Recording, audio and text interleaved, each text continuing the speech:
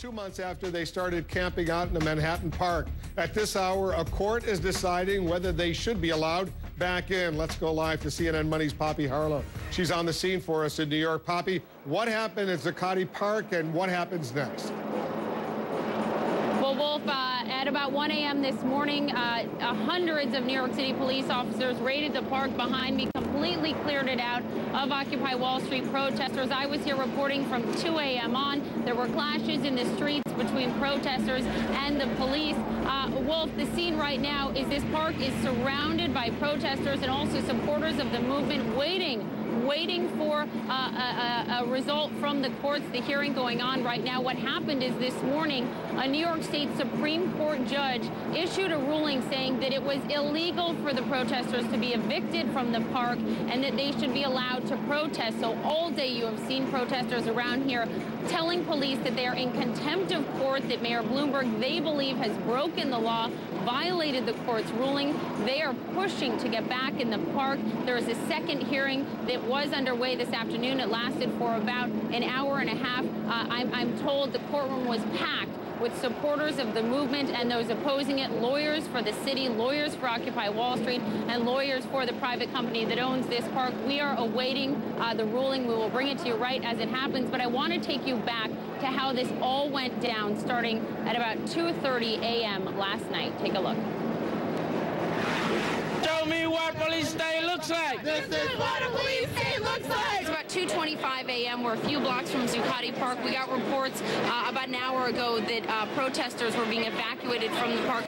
You are the 99%! So are you! It was the middle of the night when riot police moved into the park, ripping down tents, tarps, and signs, and serving protesters with eviction notices, with the ultimate goal of cleaning out the park. It's about 2:50 a.m. We've been trying multiple times to get anywhere near the park. What you can see is a lot of NYPD officers lined up. They're not letting anyone in. Some protesters agreed to leave the park. Others refused.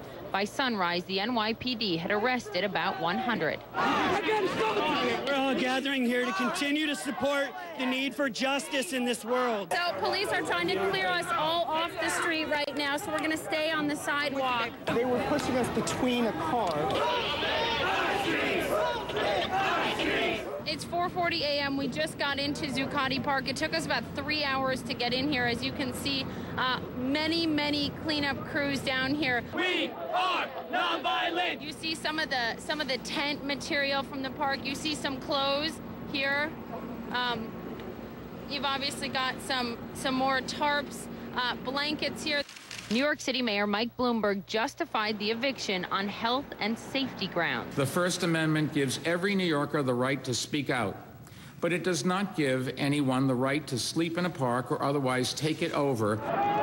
A little before 10 o'clock this morning, a New York judge issued a temporary restraining order saying the protesters could not be evicted. All day, all week, Occupy Wall Street. To have a court order protecting us. It's a protective order. We will get in the park. If they stop us, it's contempt of court. While police served as human barricades around Zuccotti Park, protesters fought to get in.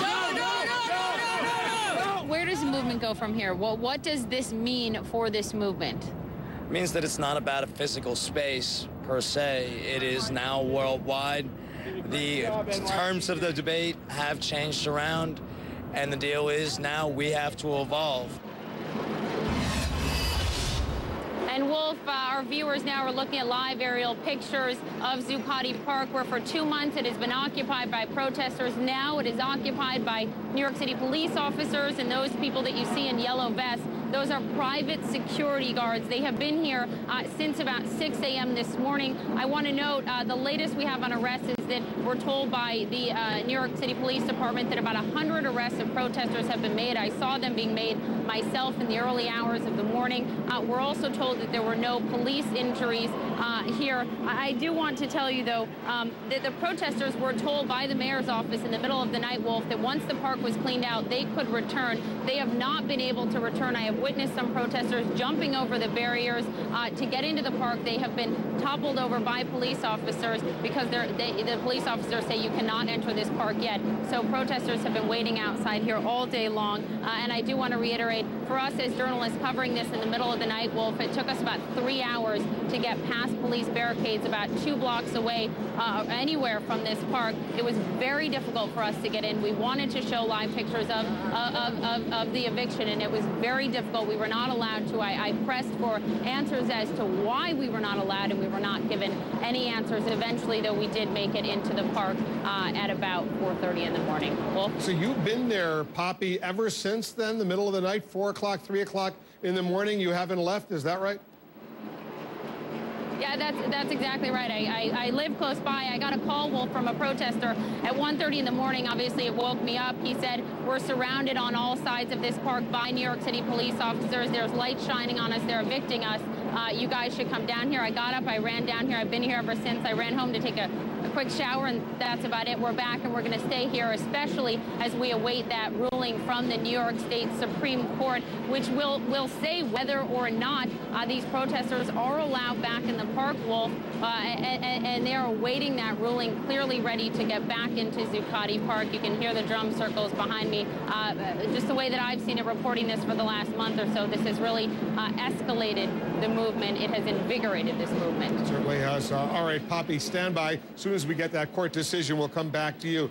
Poppie Harlow on the scene for us for hours and hours, doing an excellent job of reporting the news. Other news we're following every... Looking at live pictures from Zuccotti Park in New York City. We're awaiting a ruling by a court whether or not those protesters will be allowed to go back in. As you know, and as we showed you at the top of the hour, in the middle of the night, the police came in and removed them, many of them under force, lots of arrests. And now we're waiting for a judge's decision whether those Occupy Wall Street protesters will be allowed to go back in or not. We should get that decision fairly soon. We're all over this story. Other news we're following, including... Let's continue the breaking news that we reported earlier this hour. Some of those protesters getting a setback from a New York State Supreme Court judge who ruled they couldn't go back with their tents, their tarps, their generators, sleep there overnight. They are allowed to go back under restricted circumstances. Our own Poppie Harlow is on the scene for us. I take it some are actually being allowed to go through police lines right now and go back into Zuccotti Park. Is that right, Poppie? That's absolutely right, Wolf. This happened in just the last 2 minutes. Some of those police barricades on the periphery of Zuccotti Park were opened up. Protesters were allowed back in. You heard cheering here as they were allowed back in. However, before the police opened the barricades to the protesters, they said you cannot, over a loudspeaker, you cannot bring tents in. You cannot bring large bags, any large duffel bags.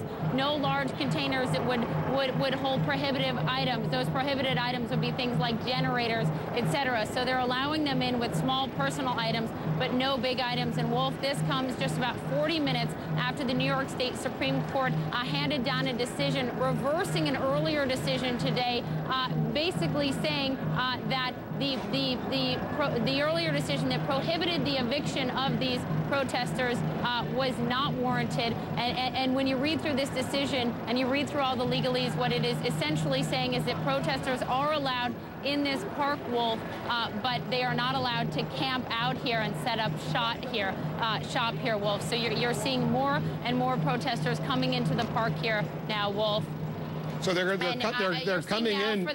They're coming in, as you say, and we see live pictures from New York right now. This is actually video, but we see a lot of police officers on the scene there. So they can come in. They can't bring their tents. They can't bring their generators. They can't bring a whole lot of food supplies, for that matter. I suspect, though, given the passions involved, some of those Occupy Wall Street protesters will want to spend the night, even if they don't have a tent or whatever. What will the police do under those circumstances? I think there's no question about it that you're going to see some protesters here. They've told me that they want to spend the night, and they'll do what they have to in order to do that. What the police can do, it's a big question right now, what police can do, because they're not allowing in tents and some of the bigger items. But if people want to sleep in the park, they likely could sleep in the park. Wolf, you asked me a question in the last hour about Zuccotti Park, and it is a privately owned park, but it is a public space. So we looked into that, and here's likely why that is. There are a number of these situations across New York and big cities across America where big developers, like this developer who developed this park, what they do is that they make a deal with the city. They develop large buildings like the one behind me, and they sometimes get tax breaks or incentives to build there. And then in return, they say to the city, we will offer this open space for the public.